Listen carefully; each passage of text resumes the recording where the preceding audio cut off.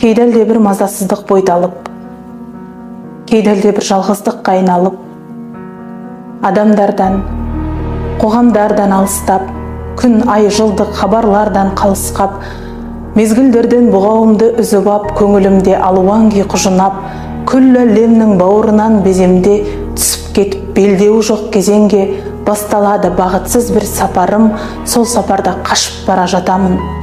Бас бұруға баталмастан артыма, жан таласып, аласыры балқына, жаналғыштай жанығып кеп оларда қос қолымен ала кетер жағамнан. Түбінде бір қолдарына түсемін, қолдарынан у шарабын ішемін, ішке жұтқан талай өксік атқылап еңіреймін, күлем одан қаттырақ. Күн ұзаққа бір нүктеге тесіліп, түн ұзақта құшынаштай есіріп, сәулесіне өртенемін сарайдың, өзімді өзім төпелеймін, сабаймын, өзімнен өзім шошып шыңғырып, өзім өрген бұрымым ақылғынып, жаналқымға келген кезде соңғы дем, өзімді өзім өлмедің деп сендірем.